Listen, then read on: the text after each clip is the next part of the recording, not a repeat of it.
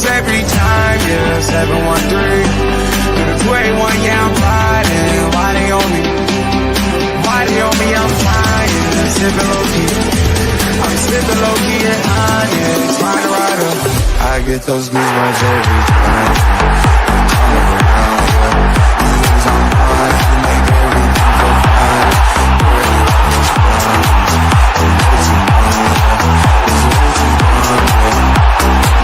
I get those goosebumps every time. I need the high, throw that to the side. I get those goosebumps every time, yeah. When you're not around, we can throw that to the side. I get those goosebumps every time. Up the mags. Yes, sir.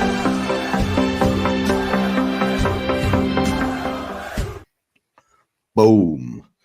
Good evening, everyone. Welcome to Loaded Mag NUFC. We're back again, talking all things Newcastle United on a talking tune, and we've got two fantastic guests to come and join the panel to discuss it all. But of course, on this fine Tuesday evening, boys, how are we? Daz, Chris?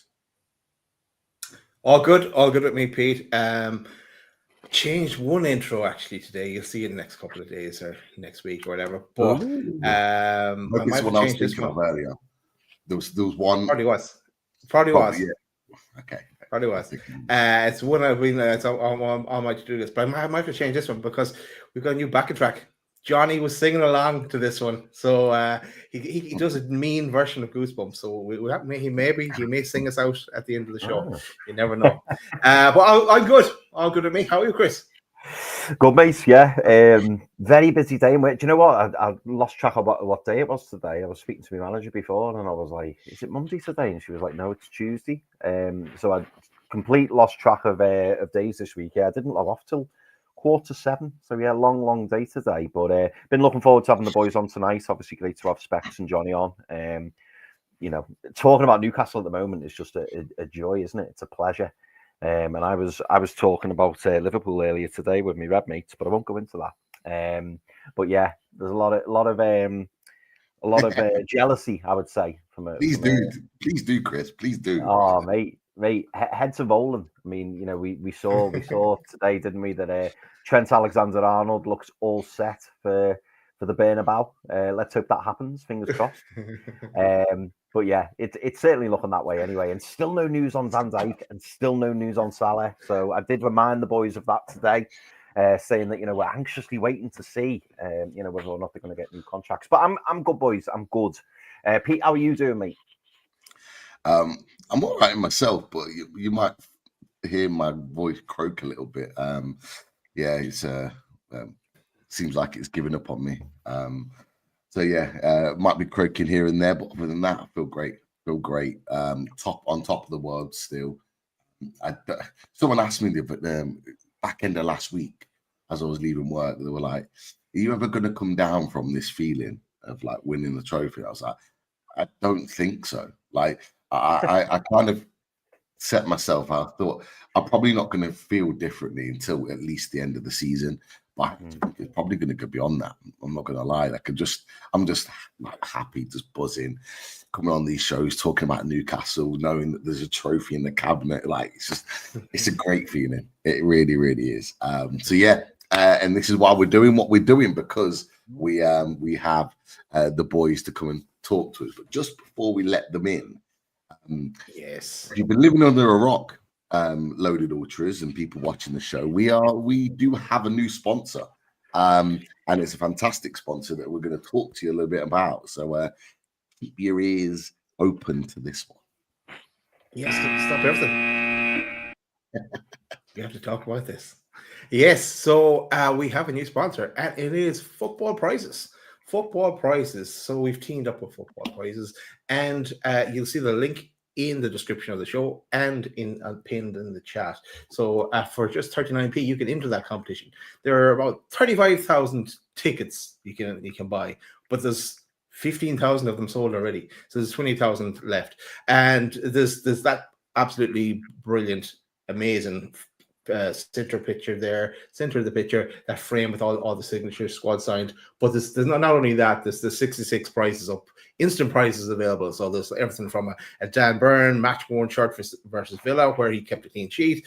Joe Linton and Tonali dual sign frame shirt. There's an Eddie Howe custom LED framed shirt. There's an Andy Gordon one. There's another Joe Linton one in there. There's a Fabian Char one. There's a Tino Livramento. There's Cup Winners medal, and there's so much more. So go check that out. Go check it out, the link. And for 39p, can't go wrong. You never know. You might get lucky and grab yourself a prize. So go check that out when you get a chance.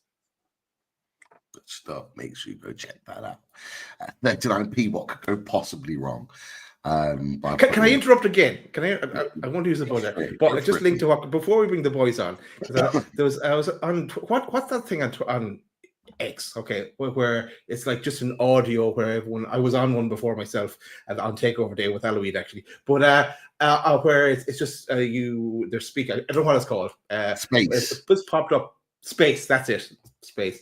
But it's popped up on my X. Earl is speaking. So I said, what's Earl saying? And it says, face the music. So I clicked into it, and there's about 300 Liverpool fans, and they're all bitching and moaning, and then all the next thing here is Isak. I've got to go Isak. I'm like, hey, hang on here. You're not getting Isak, you know? So that's all the talk. They're getting as bad as the Arsenal fans now on about Isak, but that's an aside. Yeah. We can brush up on that. Because you're absolutely right.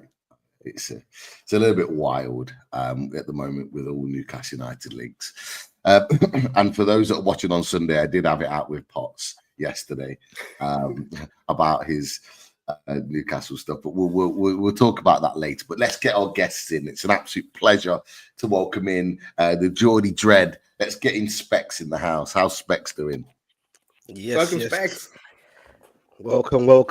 Big up to everyone in the chats and big up to you guys who had the optimism the last time we spoke, but I'm sure we'll get into that. Bit of an egg on my face. But yeah, man, I'm buzzing. I'm still ain't sunk in, still kind of shocked. Didn't see it happening, but we'll get into that. But I'm good, man. I hope you boys are doing all right as well. Specs, there's no egg on anybody's face as a Newcastle United fan, because let's face it, we all benefited from what happened next. And I wasn't malicious. I'm not the toxic one. Trust me, it's weird, bro. Like it's a good thing it threw me off. That's why I got emotional in certain clips that I will never live down. You get me? Clipped all over the bloody internet. But yeah, it's all worth it, mate. When that trophy's in the cabinet, it's all worth it. Oh, brother, beautiful. Definitely, and we saved this guest to come on last because he's the Hollywood superstar at the moment. He's if he's not Radio 5 Live, he's Radio Newcastle. He's the match day press box king. He's Johnny from Newcastle Fans TV. He brings the goosebumps every time. Here's Johnny. Here comes Johnny. Good evening, gents. Good evening. What an introduction. Honestly, all those football prizes, what a great sponsor you've got there. For 39 pence, those prizes, some of them are fantastic. And for 29 pence, you get to see Pete Davey. just at 29 pence, you get to see him. Honestly, it's an absolute. Oh, what an offer! You cannot refuse it. Worth every pence. All 29 pence of it. All 29 pence. Absolutely. Look, it's an interesting one. There's a lots to talk about considering we're in an international break. But we'll start off. Has anybody seen Alexander Isak's goal tonight? Yeah. No. Didn't know they were playing. Assist. Oh, the assist as well. Is this boy? And I wasn't even going to start with this, but I'm going to start with it anyway. He has to be the best striker in the world. Is there any doubt now in anybody's mind that this man, Mr. Game Over, is the best striker in the world? Because for me, saying that, bro. It's in my mind now. It's that he is the man. So boys, tell me something different, or tell me if you agree. Come on, talk to me. Been saying that though from I was one of the first to start saying it. People thought I was a madman. Do you get what I'm saying? And I said, nah, man. It's like people were scared. You know, home fans, they were scared to say it. I don't know. Say it with your chest, especially right now. No doubt, bro. No doubt. Who's near him? No doubt, man. No doubt for me. There are good strikers out there, though, aren't there? There are all good strikers out there. Not many. Level Not strikers many. out there. Not many. I don't know, boys. Talk to me. Like, is there anyone? Am I just being biased because I'm a Newcastle fan, or is he genuinely the best in the world? Because I can't see. I see great strikers out there. I don't see anyone that's better than him. If you're looking for an argument, Pete, you're not going to get one here. We're agreeing with you. No, I agree. I agree as well. I think the only thing I would say is I think there are strikers that are unbelievable, like Harry Kane. You know, the amount of goals he scores year in, year out, and you know he provides different attributes to an Isak. He does. He's. I think the best way I can put it is that what Isak does, Harry Kane definitely can't do. You know, he can't drop off the left and. You look at the goal that he scored for Sweden against Northern Ireland, and I know Northern Ireland aren't the greatest level of opposition, but you can only play who you're playing against. And he literally picks the ball up about 25, 30 yards out, there was 2 touches, and then just an absolute arrow into the side, and no chance for the goalkeeper. It's an absolutely fantastic finish, and he is the best striker. He's the best all-round striker on the planet right now. And like I say, we've spoken before the advantages of Isak in terms of what he gives you on the pitch, but in terms of off the pitch from a business side of things, Newcastle United are such a strong position. Of course, we don't want to sell him, but if someone wants to pay £150 million, which I think is a fair price under the circumstances, considering we pay 65 million pounds worth of bonuses. Look, Newcastle United is such a strong position. I don't think anybody can afford him. Real Madrid have got their eyes elsewhere, and I think that's the only club I think he could be tempted to go to. I think that the question for the Arsenal-Liverpool side of things, whether they'll be keen, they might be keen. But if Liverpool lose Trent, if Liverpool lose Salah, say they only keep one, say they keep Van Dijk or they only keep Salah or whatever. Newcastle and Liverpool, it's not that. We've seen last week, there wasn't much in it between the two teams at St James's. There wasn't much in it at Wembley in terms of just that game in particular, in terms of Newcastle at their best and Liverpool off it. Arsenal, they're 8 points behind Arsenal or something right now in the table, and we've beaten them 3 times already this season. Newcastle United, if we spoke about this on the Green and Williams show yesterday, if Newcastle get their business right, keep Isak, Newcastle United will be in a title race next season. They won't win it, in my opinion. They won't win it. Yeah. But they'll be in a race because I hear what too good not to. I hear what Johnny's saying. I don't believe so, but I hear what he's saying. I really do, because I believe that's why the whole PSR thing really irritated me, because I genuinely believe Newcastle are only about 4 players, like good, like proper, not just bench players or squad rotation, 4 competitive players in certain positions away from being in and around of what Johnny's saying. I really believe so. Do you get what I'm saying? So I hear you on that one. But I don't know about winning it though. Yeah. The litmus test for me is kind of, say someone approached you and said, who would you swap Isak for? And I struggle to think of anybody. There's always that player, isn't there, where you go, or, handful of players where you go, oh, but I'd take him, or I'd have him, or I'd take him. But like, even when you put Harry Kane into that, obviously taking aside, age, because obviously it would be a bit silly to swap Isak for Kane, given the age difference. But it's not just that. I think, like you mentioned, Pete, it's the all-round gameplay. It's what Isak brings to the team, not just in his goals and the fact that he's a sublime finisher, but it's what he does in that number 9 role. And we've started seeing, and maybe this kind of goes into the conversation we were having a week or so ago, boys, when we were talking about Callum Wilson, and we were saying like the drop off now just seems so much bigger. And is that because our expectations have risen? Is that because Callum Wilson's not hitting the levels? Probably a combination of the two. But it just shows how good Alexander Isak is in that when he's not on the pitch, we just don't seem as threatening. And, somebody in the chat there mentions Kylian Mbappe, and, Kylian Mbappe is a fantastic striker, and, he's world class. But to even have Alexander Isak in that conversation, people saying Mbappe's better, they're right, he probably is. But the fact that he's even in that discussion, and that in itself just shows how valuable he is. And for me, a lot of strikers that get mentioned, like Kane, Lewandowski, the list can go on. It's the fact that he's in that elite and the fact that he plays for Newcastle United. That's just what makes it so good. And Johnny mentioned what he said, about a title challenge next season. Maybe we can talk about that in more depth, because I kind of have the same feeling in that there's definitely a room or an opportunity, a window can open for next season, so long as we get our transfer window right in the summer. There's no reason why we can't do that. And people from other clubs may watch this and think, that's hysterical or funny or whatever, but they obviously weren't watching the Carabao Cup final, and they obviously weren't watching the semi-final against Arsenal. We've got very good reason to say that, and I think there's no reason why we can't go on and do that next season if we get the summer right and if we keep hold of who we've got. Maybe I'll jump in as well. I agree with the statement, Pete, and just from linking to Johnny's point, I agree. And Specs, the four, you need a right winger, right-sided centre back, a new goalie, and a backup striker to play second fiddle, but we'll get plenty of game time to Isak, and then it's just a matter if we could keep everyone fit. Then we're in the mix in a title race. Especially if we are in Europe. I keep forgetting that we qualify for the conference, isn't it? So that's in the back. How did we do that, Specs? How did we qualify for Europe? Remind me.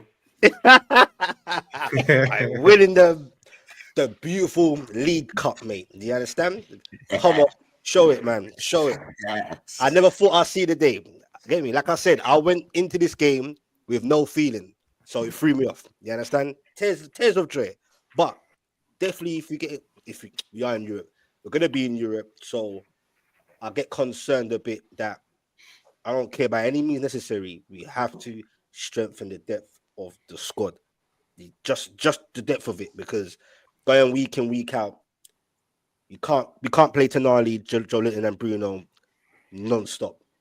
This ain't FIFA. Do you get what I'm saying? So we have to definitely the squad depth. Now we are in Europe. Maybe plans have maybe they had plans before. Now it's changed already because it's a fact we're going to be in the Conference League. Do you get what I'm saying?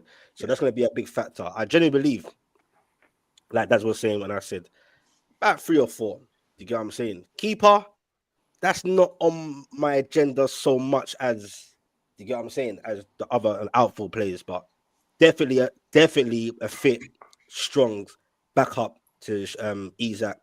Just a quick question to you boys, because I've been watching him closely. I don't know what you lot think. Some people might think, oh, forget that. I might have high expectations. But what do you think of Delap? Bringing in someone like Delap from Ipswich as a backup. You don't have to agree. I think he would do well with a better team in our setups, add something different. You get what I'm saying? And always think of the obvious strikers out there, whatever. Like, what do you think? He's one we've discussed before, boys. What do you think? What would you be against someone like Liam Delap coming into the team, or would you have your heights set higher? I like Delap. I do like Delap. I think it's a difficult one because he's done well. He has done well, let's be honest. Like, I think with Ipswich, if 17th is a good season for Ipswich this season, and it's going to look like it's not going to happen. I think they're 9 points off Wolves. It's going to be they're finished. I think they still have to play Wolves at Portman Road, but they have to win that, and that'll probably give them a 20-25% chance at best. So it's going to be very difficult for them. I like him. I like his physique. I think he's very. I'm trying to think the best way. I think he's quite a smart centre forward, and that's not being disrespectful because I think he just with Kieran McKenna in terms of the way he likes to play football. You know, it's not what we've seen in terms of the other promoted teams over the last couple of years. Like Southampton tried to almost play that under Russell Martin at the start of the season, but they were just so naive. It was ridiculous. Where it was they've got a better team, but they managed to get to Delap's strengths. And look, he scored some big goals for them this season. He has scored some big goals. I think I think he probably does need that bigger move, if we're being honest. And that's not no disrespect to Ipswich. It's just that it's just at this moment in time, Ipswich are, probably a championship club that have just had an unbelievable season in the Premier League. And I think he would learn, so much off Isak. And I think the fact he'd be playing with better players as well, he'll get his chances. And maybe sitting on the bench for a few games, might not do him the world of good. But my only kind of niggling feeling is that if Isak was to get injured, could we rely on Delap for a whole season? Or could let's say, God forbid, Isak did his hamstring or something, was over 6 to 8 weeks, and with playing 2 or 3 games a week, could Delap give you enough goals? I don't know. I think that's probably the question mark I have around it. I think I don't know, because maybe I'm deluded in it. I'm just looking at it as this Ipswich team. Yeah, they've tried, but they've really fallen off. It's a dusty team. Not like disrespect to them, but in terms of that struggling team down there, the Lap is the one that stands out for me in those struggling teams. That's getting some goals. So in this Newcastle team, how we play and direct, and just to say Murphy, for example, or if we get another right winger, or Gordon, direct play, feeding him. Do you get what I'm saying? Like, he's big and strong. I think in that Newcastle team, better players, I think you could get some goals, bro. Do you get what I'm saying? I remember it's a long, like you said, if Isak gets injured or whatever, I hear that. But let's say Isak is fit. There's European games, you got cup games. I think as a backup, because think about it. Even if you talk about Isak getting injured or whatever, who can really replace Isak anyway? You get what I'm saying? I think he's irreplaceable. Even when people say, "Oh, give us 200 mil and you can have him," I'm like, bro, give us $1 billion. I don't want you to have him either way, because I don't think he's irreplaceable, bro. I honestly do. In terms of what we could, like, if we could get an Mbappe, that's different. But no, I think he's irreplaceable. You get what I'm saying? Anyways, this is a backup. And Wilson, is he going to be here next season? I'm not sure. Yeah, I feel for him, but I think he's yeah. That's Chris. Would you see Delap as more of a Callum Wilson type replacement, like in terms of because of what you mentioned, Chris? We've had this conversation before in terms of what type of replacement are we looking for? Are we looking for a similar type of player to Callum Wilson that offers something different to Alexander Isak, or are we looking for a very similar mold to Alexander Isak, a very samey type of player? Because if we are, I don't see Delap as that. But would that be more of a Wilson replacement if that's the case? And what do you think of the potential of Delap coming in if that was the case? I think Delap's a really good player. He's shown that in a very poor Ipswich side, and I think he'd come in and do well. My only thing is, and as you rightly said, we discussed it before. For me, I'm kind of looking for a similar. I mean, it's not going to be cheap, but a similar type Isak player, so that it doesn't upset the balance of the team when Isak's not playing. There's one player I've got in mind, and we've spoken about him before, so I'm going to throw his name out there anyway, and I'm sure we'll get to him. But I really, really want us to go for Ekatike. Really, really want us to go for Ekatike. I know. I think get past that, man. He's been linked though. He's been heavily linked again. He's been linked. He has, mate. And I think, well, back in the day, he was the main man. He was the main target we were after. And then somebody in the chat, David Tofield, he mentioned Hugo Ekatike's name, and also João Pedro. If you look at João Pedro when he was at Brighton, now he's gone to Brighton, obviously, but it's that type of player I think that we'll be looking at. I think Delap is he's probably more an old school Callum Wilson type player, like type replacement. So it's a really good point you make, Pete. That's not to say we wouldn't go for him. And if we signed Delap, I wouldn't be unhappy about it. But for me, I just want somebody who's a bit more modern in terms of the way that we play as a team. I think we've kind of progressed as a team, and Delap would feed off loads of crosses, and we're just not that team. We used to be, but I just don't think we are anymore. So we need a player who's a bit more cute, who's able to kind of run the channels and get in behind, drift left, drift right. I think that's the type of striker we need to be a backup to Alexander Isak. But Chris, wouldn't you say, like, I agree with you. That's a good point you made. Like, if Isak's out, don't upset the balance, because we do cater for Isak. That's clear. But don't you think at times there could be moments like Isak ain't Superman? He's near to it. Yeah. If things ain't going right, wouldn't you have an option to bring on something different? You get what I'm saying? You know, like when Wilson was on form, it's like, you know what, we're bringing something different. Or if you're gonna throw the kitchen sink, you bloody have Isak on Andelap, for example. Like just something different. For me, have a different option. Like it could go that way as well. No, mate, you're right. It's a great point, and I think for me that's probably what Will Asula's role is going to be in time to come when he's more ready.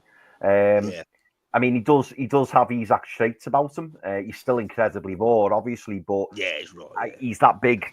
He can throw himself about. He is a target man. So I think Will Asula will be the third choice striker with the hope that he will step up at some point and be that guy that we want him and need him to be.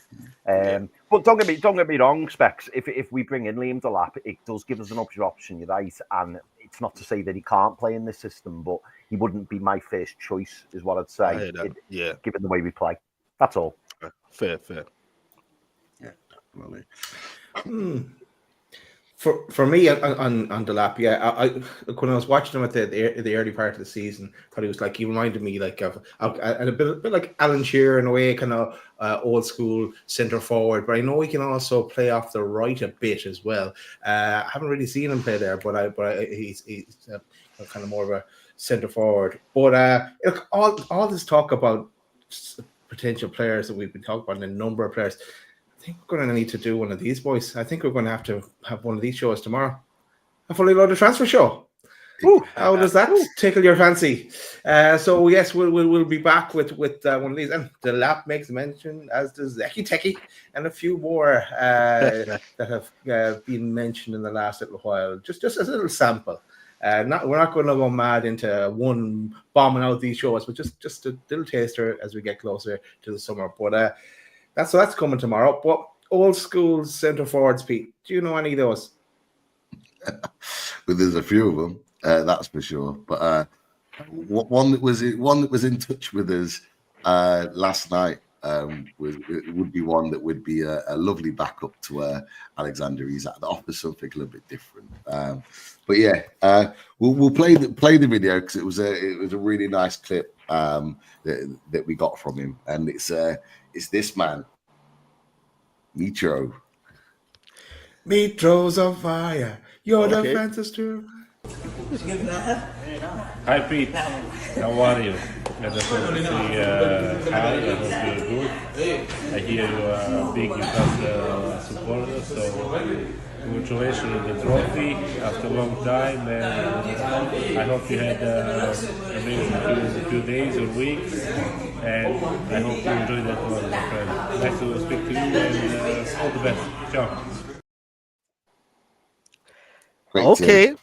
Great to hear from Mitro. Now, for anyone that isn't aware, we've talked about him before, but one of my ex-students who left for Saudi when he was a little bit younger, he's now playing at Al Hilal, and he's just been promoted into the first. I say just for the last 3 or 4 months, he's been training with the first team. So he was with the likes of Neymar before he went back to Santos, and I commented on something he put out the other day when he was training with Mitrovic, and he then responded with a video from Mitrovic because he knows the channel. He's watched the channel before.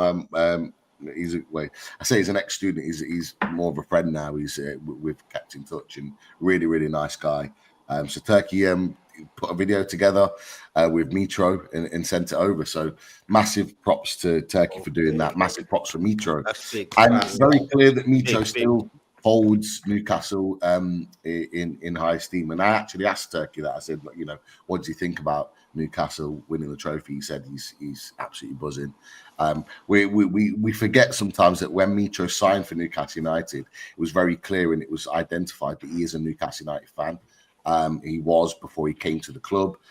He loved watching Alan Shearer. So although he's not at the club now, he's still got an affiliation. So he's obviously really happy for us winning the trophy. And I did send back from all Newcastle United fans that we obviously loved him at the club, and he'll always be appreciated here as well. So he thanked us for that too. So great to have Mitro. It's part of a loaded mag. He's a loaded mag ultra. Ultra now he is. That's cold, man. Man. Which is man, great. That's cold. So, maybe down the line he can come back and watch a game at St James's Park, or maybe even the new stadium. we'll talk about that. But boys, I wanted to rewind a little bit. I wanted to ask you a question because we were talking about the Liverpool thing with Salah, Van Dijk, and Trent potentially leaving. And it looks like at this moment in time that all three could potentially leave on a free. There's rumours now of Van Dijk going to PSG. There's rumours of Salah to Saudi. Trent's pretty much wrapped up for Real Madrid. You take those three out of that team. Is Newcastle United team better than Liverpool? Well, I think before you even talk about those three, I think we've got a better midfield than Liverpool. Yeah. Liverpool have got a good midfield, but I'm not swapping our best three in terms of their best three in terms of midfield. I do like McAllister. I think he's a very good player. I thought he had a good game against Newcastle at Anfield. I thought he was one of their better players. Szoboszlai was also pretty decent as well. But Bruno, Tonali, Joe Linton, the way it just works, that's a three. And like I say, for me, I think Newcastle, if they don't have the best midfield in the Premier League, it's certainly right up there. I think if you throw Rodri back in that Manchester City midfield and the players around them, maybe you've got an argument. There's a good argument there, good debate. But right now, I don't think there is many midfield options better than what we've got in terms of that three. Going forwards, it's different types of forwards, isn't it? I'm trying to remember. Obviously, with your question is, get me to your charity team. They still lose, don't worry. They still lose, Andy. They still lose. but no, going back to Liverpool, if you take Salah out of that team, it's still Gakpo, Jota, and Diaz. That's still pretty strong. It doesn't guarantee you winning the league, in my opinion. I think it's probably fighting for Champions League. That's how important Salah is. And then you look at the defence. You still got Robertson, Konate, Kwanzaa and Bradley, or Gomez and Bradley. So it's still solid enough, but I would fancy Newcastle winning that game if we've got Isak and he hasn't got a deal with Van Dijk, even though he's got a good record against Van Dijk. Is Bradley as good as Alexander-Arnold? No. Robertson's a year older. The keeper's outstanding, let's be honest. But apart from that, I think Newcastle would win that game, particularly if it was at St James' at Anfield. We've got a rubbish record there anyway. But yeah, this is kind of almost going back to the point I was saying before, because if at the start of the season, obviously the bookies all say who's favourites for the league, X, Y, and Z. If Liverpool lose 2 of the 3 that we've mentioned, minimum, Man City probably the favourites for the title next year, just because of their history and under Guardiola, they're not going to have 2 really bad seasons in a row in terms of their standards. So I would say Man City would be favourites, and then you'd have to probably throw Liverpool, Arsenal, just because of how the bookies would say it. And then you've probably got us, Chelsea, Villa. They're probably the 3 behind. Don't get me started on Man United. That's another different story altogether. But they're probably. I would say we're probably going to be 4th or 5th favourites, but 4th or 5th favourites can put you by 25, 28 to 1, something like that. If Newcastle have a good window, could be even less than that. Who knows? But Newcastle would be knocking on the door. They would be banging on the door, and I think that they'll be saying, "Yeah, we're going to be serious." And this is look what Yasser did. He had that one. He wants to be number 1. We've won the first trophy. We've got to strive for better. We've always got to be looking for those extra 1% here or there. Eddie Howe's probably the best manager for that, because he's never going to stop in that respect. Newcastle aren't a million miles away, but the summer window is massive, because Arsenal will be saying it's a big summer window. Liverpool will be saying it's a big summer window. Man City to a lesser extent, because they've done a lot of their business in January.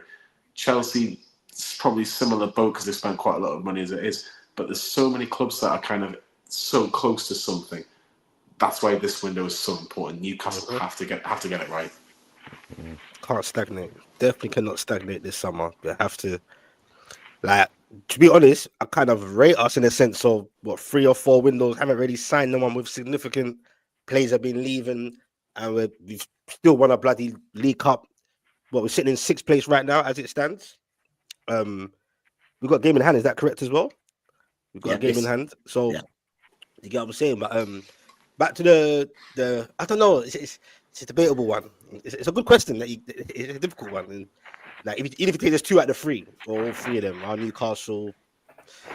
The midfield 3, as a collective, I've said it from a long time. I think we've got the best midfield in the Prem, as it stands for me, as a collective. You get what I'm saying? You take one out, it can be a bit iffy, but as a collective, Bruno, big up to him. He's our captain. But you know, me and Bruno, we don't always get along. You get what I'm saying? Because you know how it goes. For me, every game, like, look, it's gonna be a downer here, but I know you lot saw it, and this is what I was talking about last week. In that League Cup, that spin that he done, that could have went left. Yeah, it's fine margins. That could have mashed up the whole game, and trust me, it would have been a different attitude towards Bruno because he does this. But we won, so it doesn't matter anyway. And you know what? I wouldn't want any other captain on that day to lift the trophy because the passion, he had me in tears anyway. If I wasn't in tears already, like that guy, people talk about Man City links and all that. Even at his, because of his age as well, for some reason I can't see Bruno leaving ever. I feel like he's just going to retire there. I genuinely believe that. I don't think Bruno Guimaraes is going anywhere. You get what I'm saying? But anyway, back to what you were saying about Liverpool. It's a good question, man. I don't know, bro. I don't know. If Newcastle, yeah, I don't know. I can't. It's a hard one, bro. I really can't answer that. If it will be, because they've still got attackers in it. You get what I'm saying? They've still got decent defenders. They've got a world-class keeper. They've got a good second Kelleher as well. You know, man, Bradley, he ain't no Trent, but you know what? I like him. He's good. I'm sorry. I'm backing our fullbacks against theirs.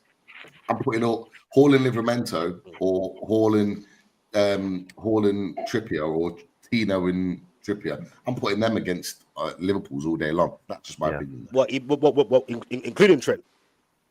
No. We're talking about hypothetically if he leaves. Okay. Like, I'm saying what's left. I'm saying odds are better.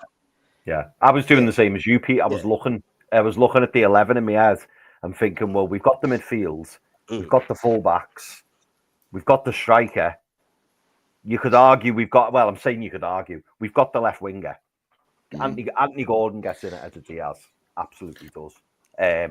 It's whether or not, and I suppose this tells the missing piece of the puzzle, though, doesn't it? Because their right winger would get in ahead of Jacob Murphy. Their right centre back would get in ahead of Fabian Schär, and their goalie gets in ahead of our goalie. So you almost know where the upgrades are needed. I can't believe you think Alisson's better than Nick Pope. Well, it's not. You know what? Fair play to Nick Pope, man. Because to put it out there, our last show, I was livid and confused what you were saying, and I said Eddie would never do that.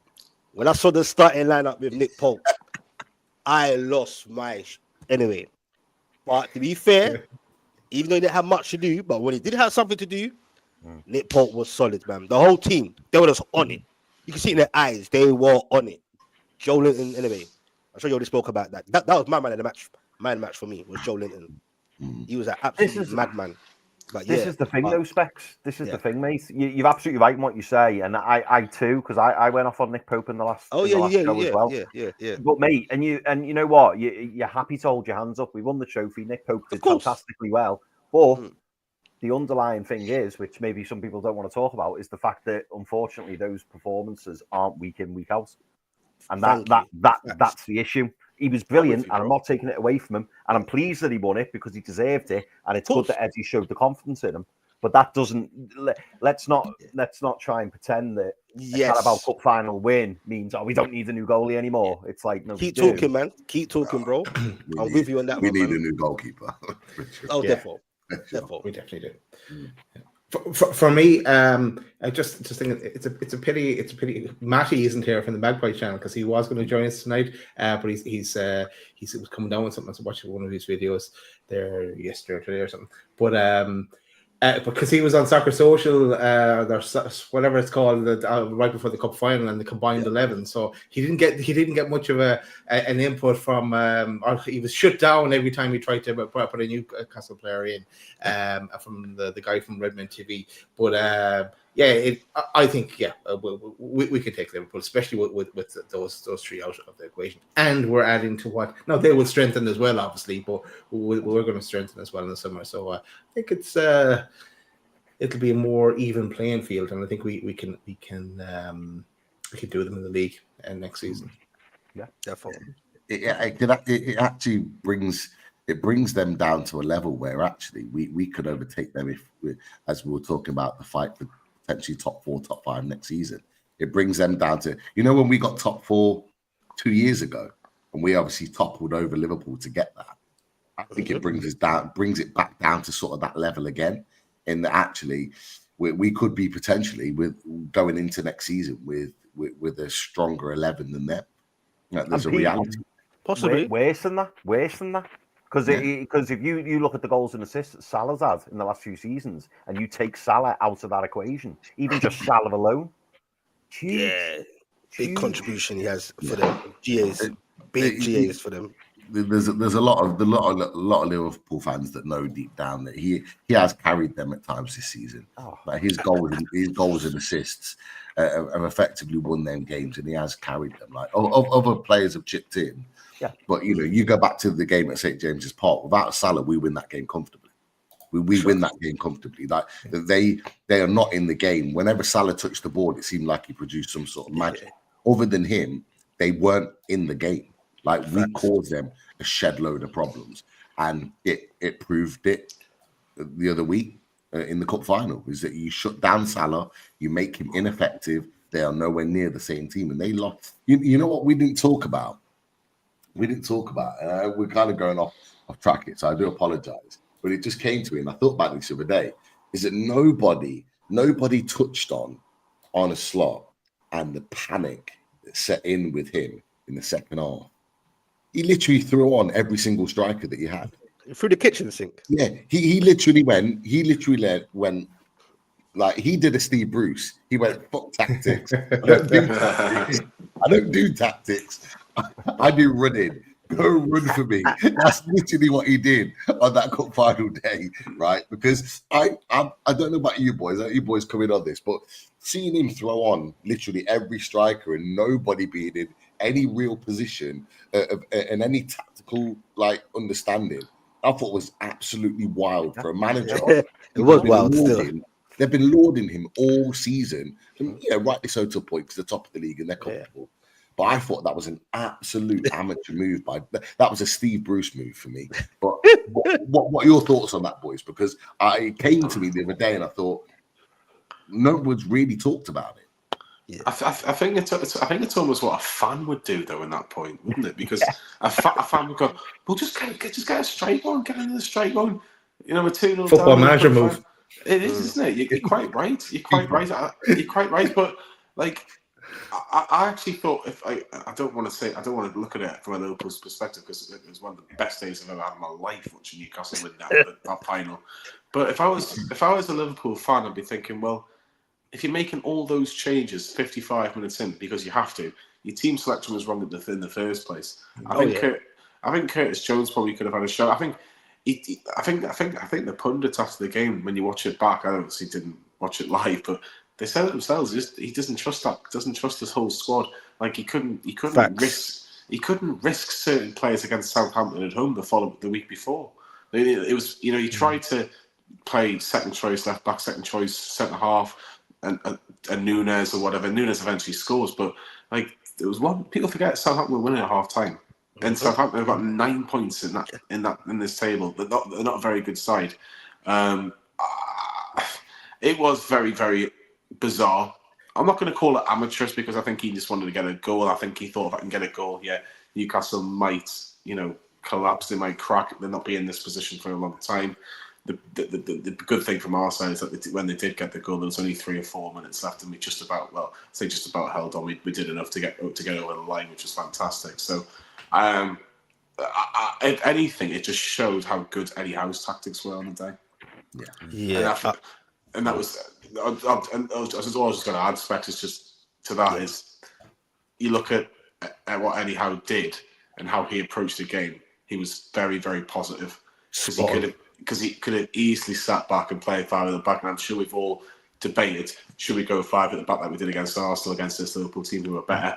That was a debate, but anyhow, stuck with his gun. He believed in his players. He had a game plan, and the 3-card trick by not playing Isak because he had a slight, non-existent injury against Liverpool at Anfield. Fair play. You know what? You set a segue because after the game, the League Cup final, and Eddie Howe said it himself, but I clocked it. He kind of indirectly said it.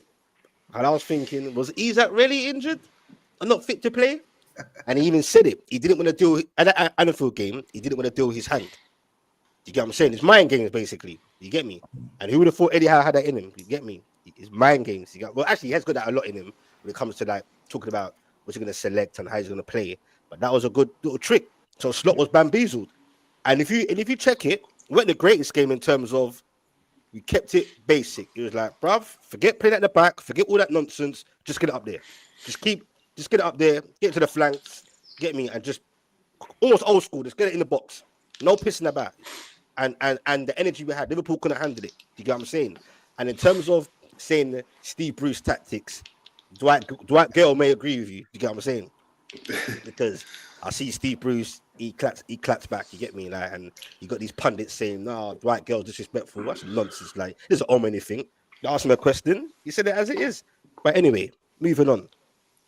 To be fair to Slot, though, from what I've seen, there has been more than a few moments where he has made good subs, and it has affected the game. There is, get me. But as you know what I was saying as well, and Johnny, there is times when it's like, brother, like, what are you doing? Or why haven't you rested these players? Or like you said, the Southampton game, there's a lot of players you don't trust. A lot. Elliott's one of them. There's a few of them. Do you get what I'm saying? So Eddie Howe had one over him, and when, like you said, when he did that madness, where he just started throwing the kitchen sink, from that moment you knew that even in his heart, he said, yeah, this is done. You know what I'm saying? This is done, like, F it. FIFA mode, whatever we will be. So that was a beautiful, beautiful sight to see. Eddie Howe, credit to him. Because sometimes as fans, you know, like for me personally, Eddie Howe will never, ever in his life have a plan B. He just won't do it. Not because you can't, in my opinion, he just won't do it. You get what I'm saying? But in terms of preparing for that game, credit when credit's due, when it mattered. So big up to Eddie Howe, man. You get what I'm saying? And to all the English coaches, man, because I'm a big advocate for the English coaches, as you know. All the other channels I go on about it, people don't really rate it. I think it's sad, like more than people actually talk. I think people need to talk about it more. You get what I'm saying? Not because I'm born here as well. Actually, it's good at that. I'm British, innit? Like, but I'm just saying, I'm a big advocate for British, just English in general, coaches. You get me? And Eddie Howe, he's setting pace for that, man. So I'm happy for him for that as well. I'm not sure who put that comment up, but Wolsey that put up where Van Dijk up front was funny. I don't think we see that enough. That's old school. Like I've said it a few times that when Newcastle have been chasing the game, that we need to do that with Dan Burn. I don't want to. If we're chasing the game and we're desperate for a goal, I don't want to see Dan Burn as the last defender. I want to see him up there, and I want a Fabian Shaw pumping a diagonal ball up to him to try and get a knockdown. That's what I want to see. The difference is that when they tried to do that, Dan Burn would everything. He would absolutely everything in that moment. There was one where they went up, and Van Dijk jumped as high as he possibly could to get that flick on. But Dan Burn's just that little bit taller. He got the little knockdown, and you can see how Van Dijk looked defeated after that duel. Van Dijk looked defeated. I think it was probably at that point he knew, like, yeah. And whose idea was it for McAllister to not? When he marked in the first time, I thought, okay, you let that one go off. When I saw that again, I said, like, is that a coach thing? Is that a captain thing? Like, Van Dijk should be saying, like, bro, no. You get what I'm saying?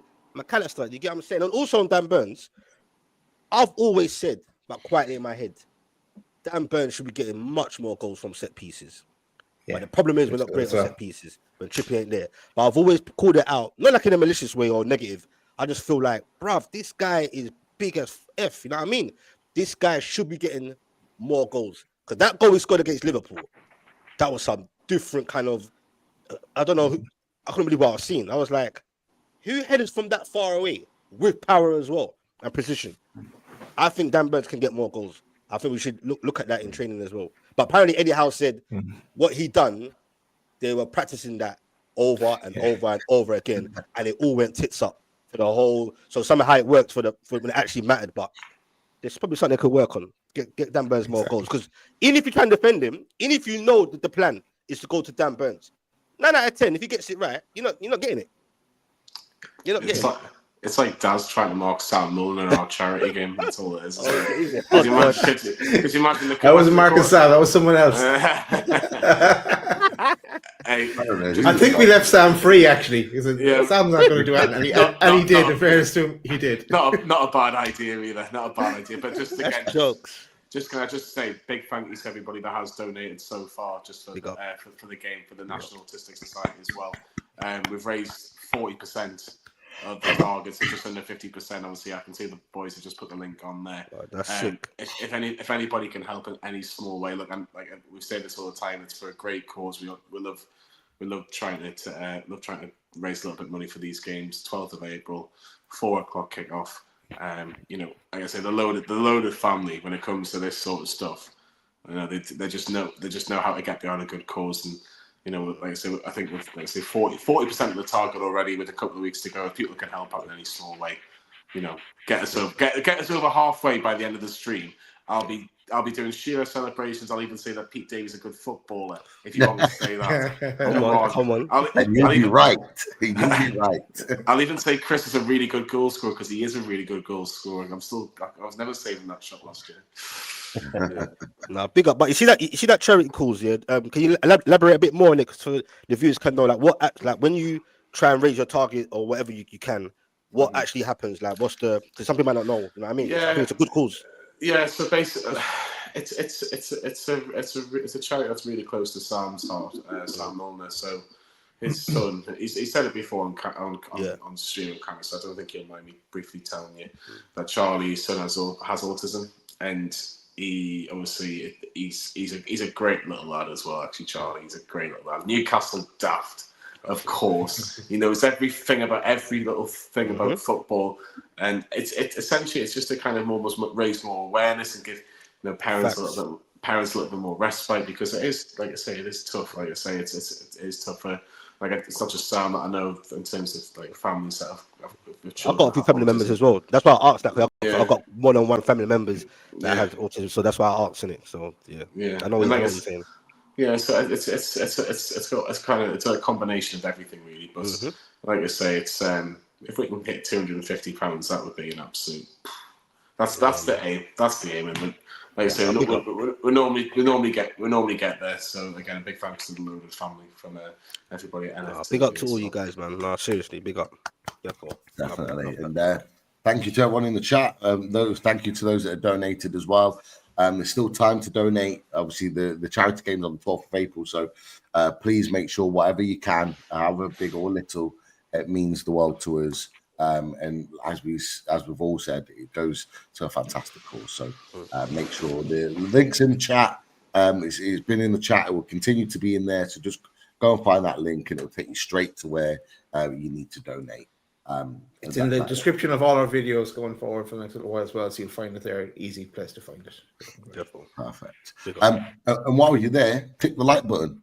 Make sure you click the like. Thank you for tuning in and watching the Talking Toon with the boys. We're not quite finished yet. Got a few other things that we want to talk about before we wrap up.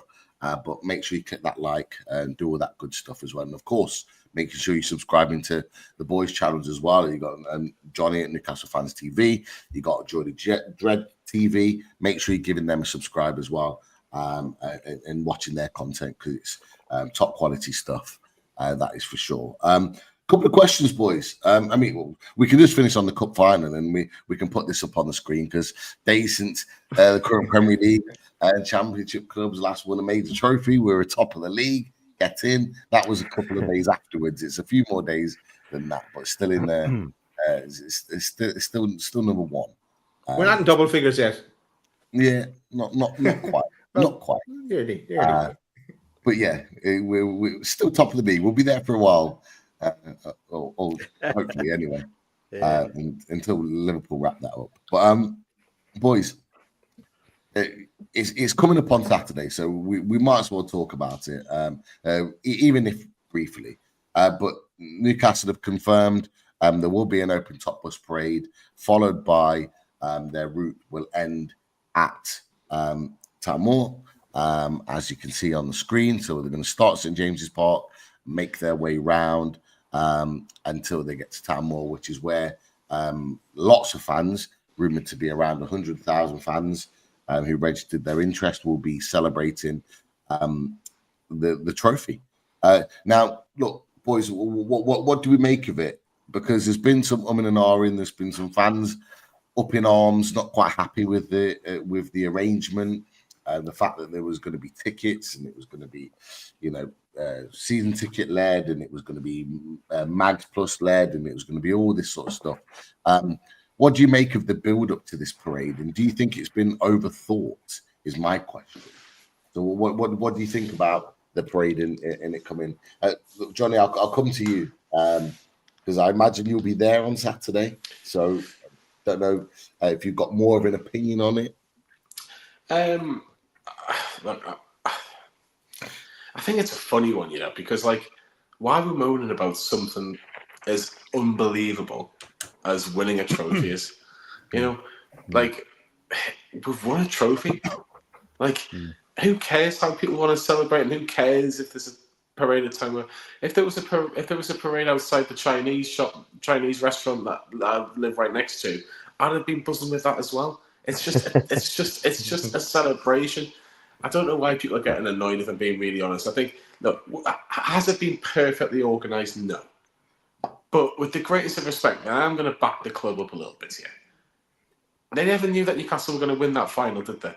So the millisecond that Newcastle won that cup final, they were probably making plans, because the plans that they would have made previously, I'd be like, well, we'll just see what happens on the day. So I don't really think that there's a massive issue. If people want to go, go. If people don't want to go, don't go. There'll be so many YouTubers that'll be videoing it. There'll be the Chronicle will be there. Everybody there. If you just want to just watch people's videos of it, you can do that as well. It's a celebration. Get over it if you're not happy about it. Like you say, people are just going to moan about moaning, and that's unfortunately the way of life. But look, it will be good, because it'll be just good to see the players in the flesh and just say, thank you, well done. You've given us one of the best days of our lives. In terms of, look, apart from family stuff, it's the best day of your lives. The amount of people that were coming out of Wembley just beaming smiles and just not knowing what to do at all, because they're like, well, we've never been in this position before. We haven't. So make the most of it. Enjoy yourself. Would have been nice if you'd have a beer or two, but it doesn't matter. Just have a beer or two before and a beer or two after. Oh, well, you can't drink it. Well, you can't drink in there. Apparently not. Apparently it was something to do with the Nust and Pete Davey. Apparently. Yeah, if you just want to just tag him in all your tweets, boys and girls, apparently. Nothing to do with the rest of the loaded lads. Chris and Daz kept well out of this one. It was all to do with Peter Davey. Nah. Hey, I'm the black sheep. Don't blame me. I'm just the guy in the corner. No beer, just brandy only. If they ban the brandy, then we've got some issues. I was speaking to Darren Hills about that bad boy, but no. Big up Darren Hills, man. Yeah. Anyone else got an opinion on it?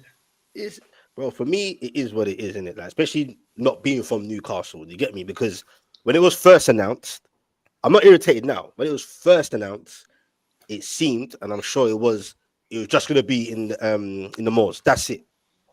You get what I'm saying? So I was thinking, then I saw the whole, the first, they had the different sections of who can register first, and then the other sections and the other. So I was a bit like, and because I'm old school, I was always from the get go. We won it. I thought, okay, got opportunity to go up there and see the open top, not like the old school way. You get what I'm saying? So at first, when I didn't hear about the open bus, I was like, oh man. But the fact that they're doing both, where they're going to travel from St. James's, I thought, nah, for me, there's nothing to really complain about now. So let's say for myself, for example, goes up there, I'll be happy just to go outside St. James's, see that first part, and call it a day, bro. As long as I've seen it, been a part of it, and I'll be happy with that. And I think it's going to be a big celebration. Like Johnny said, there's not really much time to really organize it. Do you get what I'm saying? And I think it'll be more than 100,000 people, bro. I think people will be coming, not just Newcastle, out of Newcastle, probably out of the country. Don't get it twisted. You get what I'm saying? So it's going to be a big occasion. F what it is, man. It is what it is, bro. You get what I'm saying? If you can't go into the actual malls, just go to St. James's or along the way up to it. Find a spot, bit like Carnival. Get me? I know all about Carnival, Notting Hill Carnival, bit like that. Stand at the side, mate. Have a little chair, take some pictures. Off you go. Yeah. Get me? It's a one-off opportunity, man. So make the most of it as you can in it, and just be safe. True. Yeah. The boys the same. That's Chris. It's a nice problem to have, isn't it? It's a nice problem to have. I mean, you know, if we hadn't won the Carabao Cup finals, then we wouldn't be having this discussion, would we? But I agree with what Johnny's saying. You know, like when we look back, when Saturday's been and gone, and hopefully it's a fantastic day for all involved. But when Saturday's been and gone, nobody's going to talk about the trophy parade. No one. It's not going to be in the history books. The only thing that's going to be in the history books is the fact that Newcastle United won the Carabao Cup final in 2025, and that's all that's going to be there. So really, it's about enjoying the day for everyone who's lucky enough to be there. Enjoy yourselves, have a good time, and you know, just try not to overthink it. I think your question, you framed it really well, Pete. You know, in terms of has it been overthought? Are people overthinking it? Because you're never going to please everybody. Nobody's going to be, you know, let's say for argument's sake, they stuck everyone on a field and said, everyone just go on the fields, no tickets, nothing. And you can drink as much as you want. There's then going to be people who go, oh, it's a free-for-all, it shouldn't be like that. And so you're never going to please everyone. I think the fact that they're doing the parade, I think is really nice. I think, you know, it's been a long time since we had a parade. So I will be interested to see it. And, you know, I just hope everyone has a good time, but don't dwell on it too much. Just enjoy it, embrace it, be there in the moment. And then, you know, get your heads focused back on the Premier League. That's what I'd suggest. It just screams that Neil Warnock quote, doesn't it? Just enjoy it, but enjoy it by being disciplined. That's what it's basically, isn't it? That's what it sounds like. Definitely. For me, look, I'd love to be there at it, but we're going over in April for the Man United game, so it wasn't to be. But I have my own little parade anyway. On Paddy's Day, we'll carry this little trophy, and there's a picture of me in the local paper as well with this bad boy dressed in Newcastle gear. So I have my own bit of shithousery back at any Liverpool fan that has ever taunted me in through my life so far. So that's me smiling on my face. But yeah, if you are like, I imagine it's going to be difficult to get to the parade and to Town Moor, because like if you line up for the parade and see the bus passing, then you're going to be at the back of Town Moor, so you're not going to be up at the front. So it's going to be difficult to get the both in. But no, as everyone said, go enjoy it. Whatever you end up doing, go enjoy yourself. You deserve it. That's it. That's what it's all about. Just go and enjoy yourself. Look at Alan. Alan Thompson's not having it. He said, "No, Johnny, they had 48 days to plan it." But yeah, it's I completely get the point by Alan. I really do. But I'm guessing that watching Newcastle United and for so many years, and I'm probably the youngest on this panel, and I'm not trying to make a joke out of it, I still wouldn't have been confident. I'd have been like, you know what, we're playing Liverpool, who are top of the league by about 1 billion points. Mm-hmm. I can understand that technically they would have had time to think about it in terms of, you know, X, Y, and Z, but until you've actually been in the moment, it's actually happened. I think that's when you kind of go, ooh, right, so do we go with that actual plan of what we're going to do? I think that's kind of the only thing I would say to it, but I can understand in terms of factually they would have time. But just quickly going back onto Daz's little trophy there, he's going to be the only loaded mad member that's going to be lifting a trophy this year. And that mental, only the one person's going to be doing that. We'll see, Johnny. We will see. We shall see. Johnny, you've come with a lot of chest, Johnny, these last few episodes. You've got to make sure you bring it home now, mate. All the pressure's on. Did you not watch last year? He does it every year, in fairness. Did you not watch last year?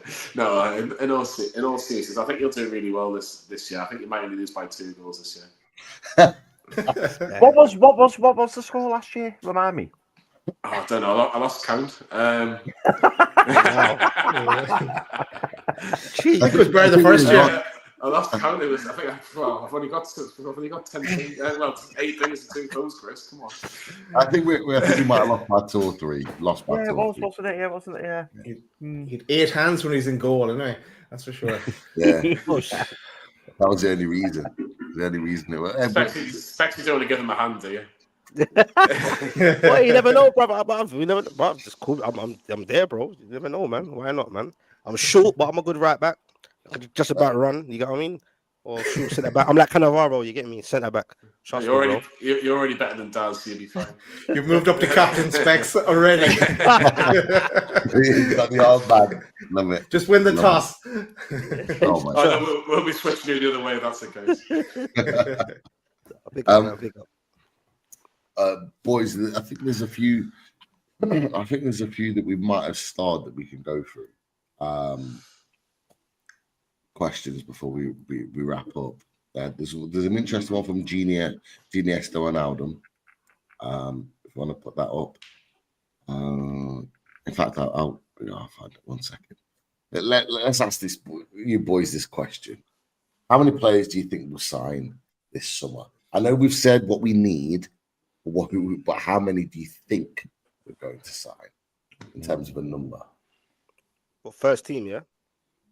Yeah, first team signings. He's got. I'll go 4. I'm going to go stick with 4. And in the position that I named earlier is in right wing, right side of centre back, a goalkeeper, and a backup striker for Isak. But I think we have to make some sales as well, and use everything to our advantage to make those, because it's going to be quite a big outlay to get that done. I think 5, but one of them will be a loan with an obligation. I'm with Johnny. You know, I think we need to sign 5 at minimum. First team, like I said, we're in Europe as well.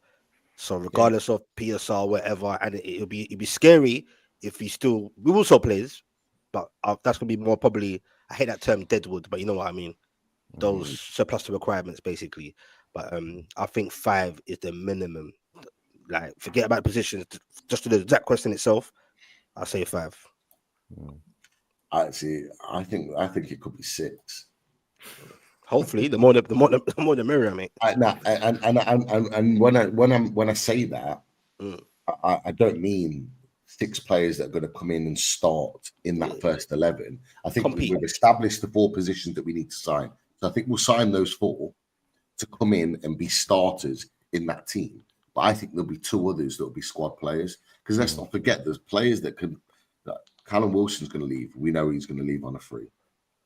Jamal Lascelles is going to leave. We're going to need 4 centre backs, so that's something to think about. And alongside that, Sean Longstaff may well leave the club. Who knows? So we're in a position where we need to replace those players that are just going to walk away from the club. But let's not forget, boys, we are guaranteed European football. We're going to be playing Europe. Whatever that is, we're playing in Europe. So we're going to have to get used to playing 2 games. That's what I'm 2 saying. games every 3 days. And so that squad needs to be bigger. So I've just got a feeling it's going to be a really, really big trading summer. Now, I know we said that it was going to be, Daz, you made a point, it's going to be a big outlay with regards to the players that we're wanting to sign for that first team. But let's say, just as an example, that we go and sign, just as an example, Jonathan David on a free transfer. That outlay then gets saved and can then maybe be invested in the squad outside. And so therefore you've got maybe more money to spend on the squad, because you've got a player that would have cost you 25, 30 million, but you've got him for nothing. And so you bring him in. But the wages for that particular player would be sky high. They would be, but they wouldn't be of the cost that you'd pay to sign the player and wages as well. I think if you put the wages in signing a player of that capability together, it wouldn't be the same as getting them on a free and paying them a little bit more than what they would have, if that kind of makes sense. Yeah, we still save money by getting them on a free. We still save a significant amount of money. As who's to say that another example, Kyle Walker-Peters or someone like that comes in on a free transfer. Oh yeah. You know, we'll no doubt we'll talk about it tomorrow in a bit more detail. But I just think it's going to be an interesting one because I do think we do need more than 4 players to come in. And we'll be talking about no doubt all of them and more going into the show tomorrow. But yeah, no, it's interesting because we're all saying minimum 4, which we have said before, but it has to happen this summer, and that's the big thing. It literally has to happen. No doubt. Has to happen, or there'll never be a football fully loaded transfer show unloaded ever again. It has to happen this summer. I'll be fuming. No way you can go through this summer and not sign no one with significance. And just quickly on Jamal Lascelles, sorry to go off track. Is he actually? Because I don't hear anything about him. Like, is he still injured, or he's actually still injured? No, he's not injured. He's coming back. So, Chris, sorry. No, sorry, mate. I was just going to say he's on his way back, isn't he? I think he's on his way back. He's not injured, but he's not ready to play football yet. Yeah, he's back on grass. I think he's back on grass trading. Yeah, and are you concerned about Botman being a? I hate the term, and I hope it ain't the case. Do you have any slight concerns where you kind of block it out of your head, but you're kind of subconsciously thinking it? Do you think Botman will become a signal, like consistently, like not as bad as a Reece James, but that kind of where? Because I'm getting slightly concerned. I'm not saying he is going to be, but I'm saying, do you think because it's not to say repetition of and he's so valuable because when he's back. He doesn't even need time to embed himself back in. He's just when he's at it, when he's back, he's straight at it. He's a big, huge difference to our back line. So do any of you have any slight concerns that he could be that guy where it's just always going to be a signal? He's too good. He's too good. And I think this last year he's probably been let's be honest, the last 2 years, like last season, we all know he should have been managed better in terms of the physios, in terms of the doctors. And ultimately, that's why one of the doctors lost their jobs at Newcastle, if we're being really honest about it. Now, ACLs, injuries, unfortunately, they're becoming more of a regular occurrence. But even the fact that he had that injury and he came back in and played that game against Spurs and then 3 days later played the game against Arsenal. Yeah. I thought, you're a hell of a player to play as well as you did in those 2 games against 2 decent teams as well. Yeah, he looked fit. And he looked at it. And like I say, if he plays before, I think he'll play before the end of the season. I've got no doubt about that. We've still got 10 games left, and let's see what happens. But he's probably only going to be available maybe last 4 or 5 games. So which is not really a lot of games, but it might make the difference between Newcastle being in the Champions League and all that. So next season, do you think obviously everything's in hindsight, but going into next season, can you envisage him? Let's say, for example, playing as many matches as Dan Burns, for example, just consistently there. Can you see it? Obviously, it's all hindsight, and he might be good. He might be okay again. But do you have any concerns that as we stands right now, can you actually envisage him being you know what I mean? Not stop, start. Can you see him having a good little run where he's just there 10, 12, 15 games in a row? Do you get what I'm saying? I hope so. I can as well. Josh might disagree with this. Even Josh. I was gonna bring it up, but I hope Botman ain't watching this, boy. Cause I don't want no heat, bro. You get what I'm saying? It's just a normal conversation if Botman is watching. Because these players do watch. Don't get it twisted, bro. Yeah. Don't get it twisted. They watch, but yeah. Okay, I'll just put it out there. I just want to know because I'll pop a rating, bro. Like this guy for me is special, and opposition fans, even when he's been out for ages, no one forgets him. They still mention him like that guy Botman. You get what I'm saying? So I just hope for him personally anyway that he can get back to that. And it could happen. Sometimes these things happen, innit? Because the injury he's got now is not the same foot. It's not the same. It's a different injury he's got, innit? Compared to the old one. Yeah. So at least it ain't the same. It's not recurring. It's a different knee. Okay. So his left knee was the one he did his ACL on, but this knee, I believe, is the right knee that he's had the keyhole surgery on. So it's and this is what I think a lot of fans haven't realised. Is actually it's not. Everyone thinks it's the same ACL, but it's not. Yeah, it's the other knee. So it's a completely different injury. But Chris, are you worried? You worried that he's going to be this the sort of injury-prone player? Because a lot of fans are kind of throwing that out there with him being out for 8 weeks. Yeah, do you know what? I mean, I get the worry.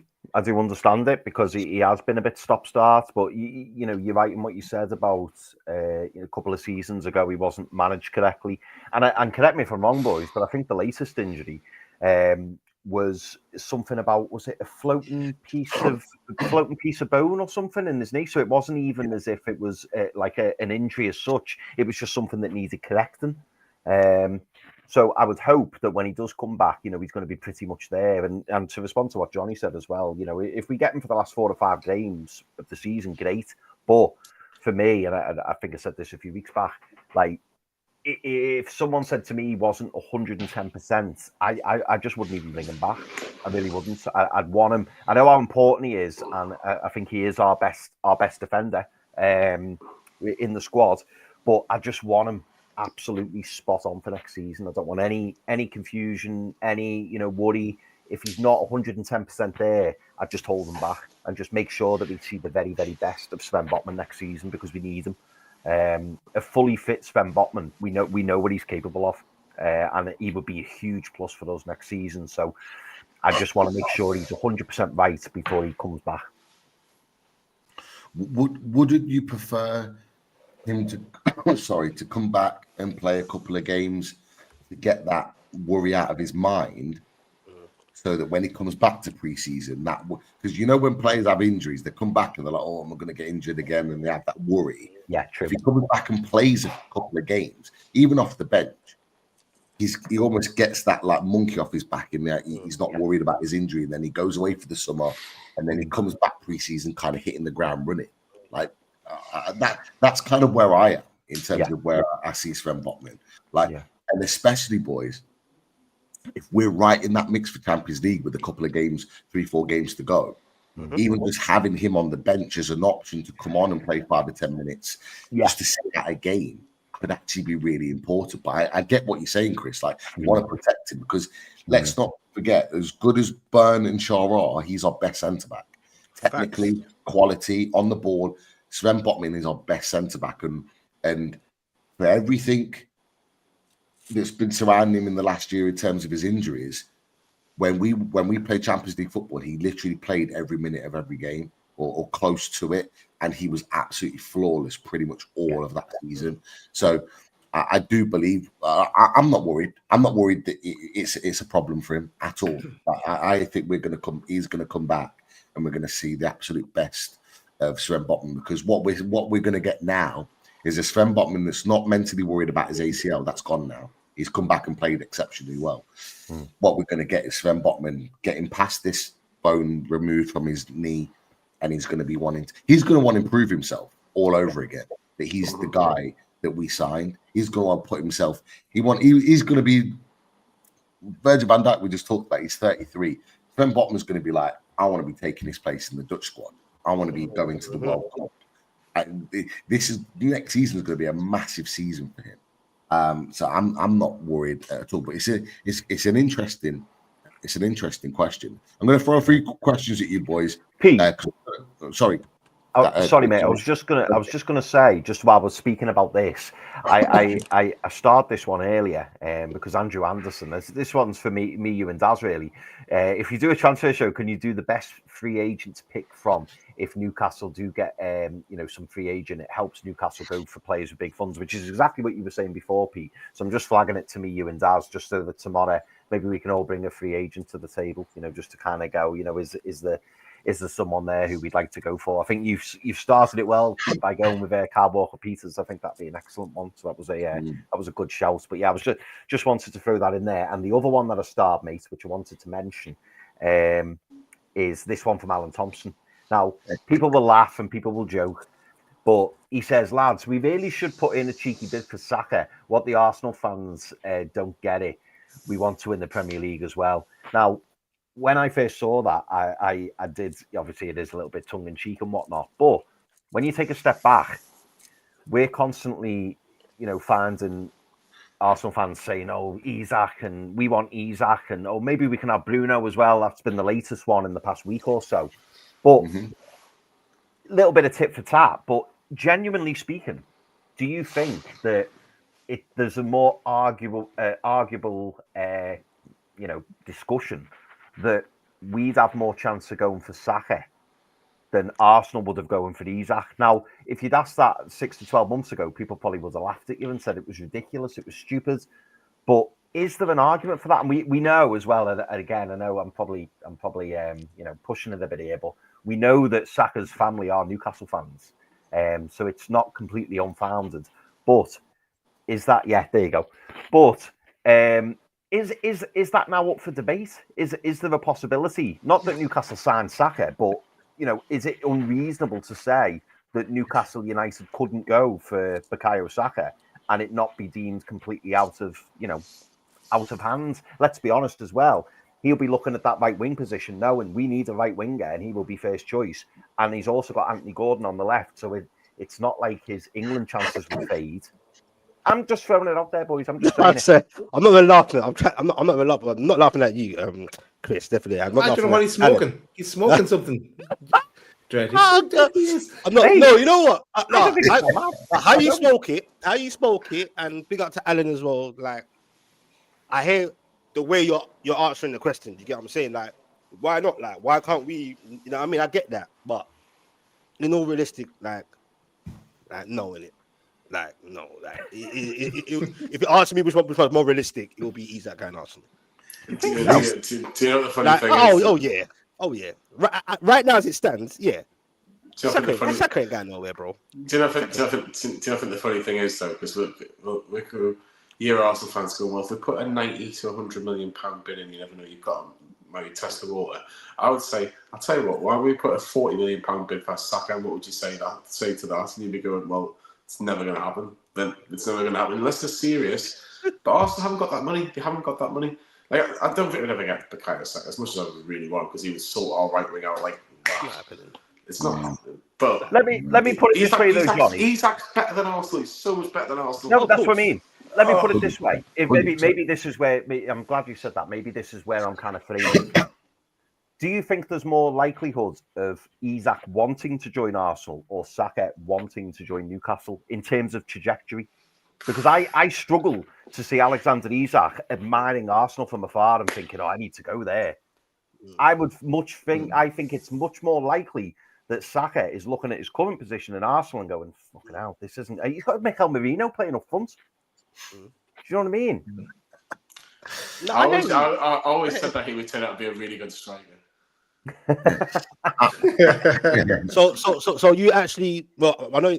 Well, are you saying this, or is it a question you're putting out there that you think that Saka will be more wanting to join this Newcastle current side than Isak would be wanting to join that Arsenal? That's what I'm saying. You actually believe that? I mean, you'd think that? Okay, fair play. Yeah, I think so. Anyone else agree with me? No, Chris. You dig it. In terms of the likelihood of it happening, I don't see it. It just wouldn't happen unless PSR was dead and we could go and spend that's different. I think he's probably one of the first ones we go for. Yeah. And his dad, knowing with our financial muscle, would probably say, you got more chance to play for them and winning the league with them. Go sign for them. That's where I think it would change. Is as it currently stands, I don't see it happening. However, you add Saka to this current Newcastle front line, and it's probably the best in the league. In fact, it is the best in the league. Saka, Isak, and Gordon is the best in the league.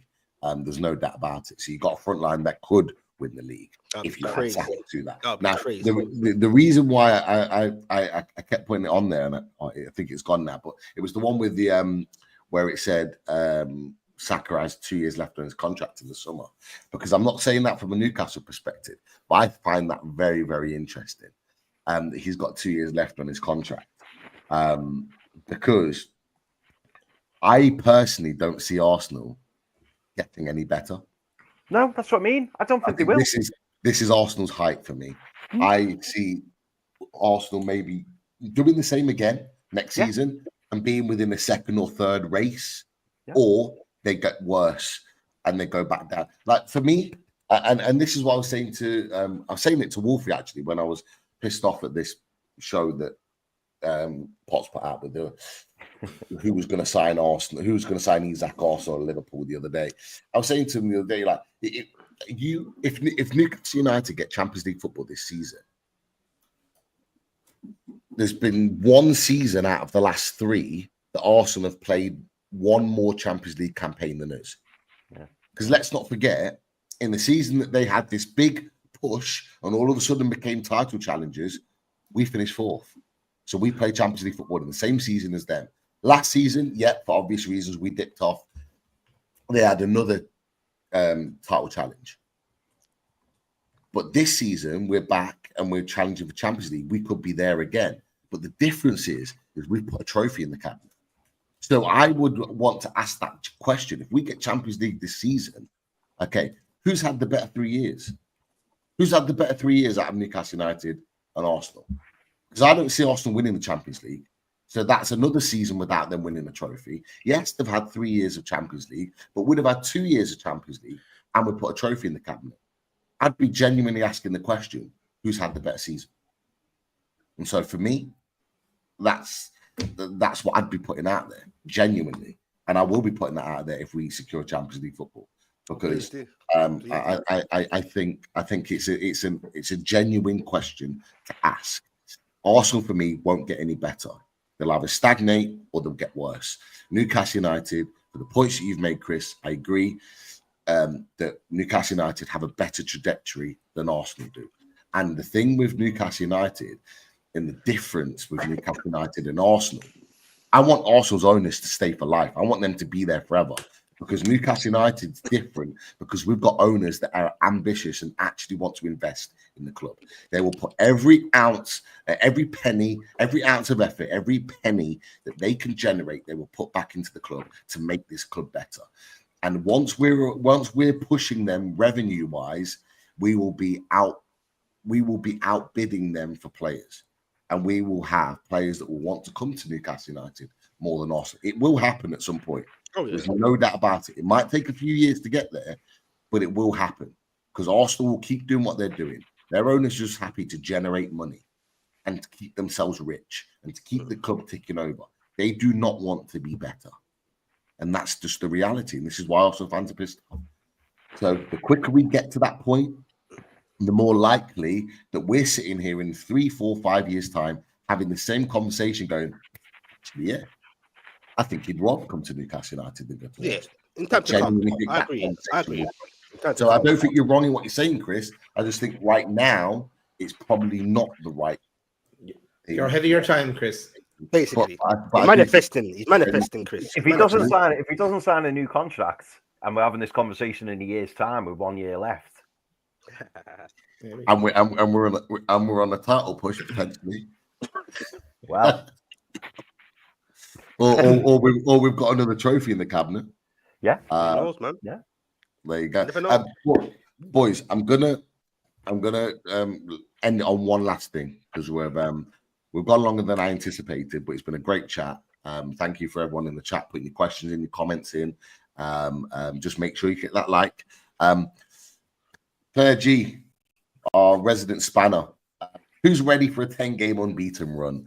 Bring it on. Boys, are we still confident? I'm going to keep asking this, by the way. I know I've asked you about 3 or 4 times. I'm going to keep asking you, are you still confident that we can get Champions League football? I know we've been talking about a title run next season, but are you still confident we can? And how many games out of the 10 do you think we're going to win? Go to Johnny first. Yeah, I think we need to win 7. I think we have to win 7 because I think if we win 7 of the next 10, that's like 21 points, and that puts you in. I think are we on 47 right now? That will be on 68. I've always said 70 points will be enough for Champions League. So I think we need 7 wins in the last 10, and that should be enough with probably teams beating each other all the time. So I'll go 7 from 10. Specs. Well, do you think we need the same 7 wins to secure it, or do you think it could be less? That's about 6 or 7. I agree with Johnny. The question, even the fact of, are we ready to go on an unbeaten run? If he asks me this before the League Cup final, and I think I even alluded to it, where I said it weeks ago. For me, the depth of the squad, it will take its toll for that last push. But because we have won the League Cup final, I think there's going to be an extra pepper in our step for that final push, because we're buzzing, the optimism, the feel-good factor. I think that cup final win, beating a good Liverpool team, not on its day, but in general, he's going to win the league. I think I'll give an extra pepper in our step for that one big push. And I think we could go on an unbeaten run. 10 games, I don't know, but I say roughly about 6 or 7, like Johnny said, 7. That should be enough. And we have got a game in hand. We've got 2 big games. We've got to play Chelsea still and Arsenal. But the Chelsea one will be interesting. But the Arsenal game, by then it could fizzle out for Arsenal. You get what I'm saying? So maybe we can make it 4 wins against Arsenal this season. And we've still got Ipswich to play, right? Am I correct? At home? Yeah. And we've got Leicester City to play still as well. Yeah. So those kind of games will be very important. Yeah. You understand? So yeah, I think we can do it. Now I believe. Before I couldn't. I wasn't too sure. But now we just got to go for it, man. All the feel good factor is in our hands, in my opinion. Chris, Daz, what are you thinking? I think 6. I think Johnny's estimate of 70 points. I think that more than clears it. I think you've got to take into account 5th spot as well. I think 70 gets you top 4. So for me, I'm gonna stick with 6 wins, not necessarily all the home games. 6 wins and a couple of draws, and I think that'll take us through. Got that. For me, I'm like Eddie Howe, 1 game at a time, but I'm also with Claire. I think an unbeaten run is possible, because we did it just earlier in the season. Why not? It's possible, especially with the momentum now to take us forward. So 1 game at a time, though. Definitely. What about you, Pete? But yeah, I don't see us going unbeaten, but I see us winning a significant amount of games. Starting with the first 2, Brentford at home, Leicester away. It's a great way to get 2 wins on the board. If you're asking for any 2 games to come back after the international break, they are them. Brentford at home, Leicester away. Like you take those 2 games all day long. There's people now that are looking at our fixture list and going, their fixtures are all right. I take their fixtures. Chelsea, I don't think have got great fixtures, and I think they're probably going to be our greatest threat for top 5. But 6 wins for me. 6 wins, I think we'll do it. We'll secure Champions League football, and let's not forget Chelsea Forest, last game of the season, or Forest Chelsea, last game of the season. So that will be a big one to see out. But just wanted to ask that question just to wrap up the show. Johnny, absolute pleasure. Thank you for joining us tonight for a chat. Always a pleasure. Make sure we go and donate to the charity match. The links in the description, also in the chat. There you see the poster promoting it, all for a great cause, the National Autistic Society. Make sure you give as much as or as little as you possibly can. It all helps. And Specs, Geordie Dread TV, make sure you go subscribe to his channel as well. Specs, it's a pleasure to have you on. Always great conversation, great chat. Always keeps it real. Absolute pleasure. And of course, thank you to everyone in the chat. Great questions, great comments. Make sure you click that like, do all that good stuff, and you'll see us 3 boys tomorrow night talking transfers. That is for sure. That is it. Thanks, everyone. See you tomorrow. Appreciate it. Gimme.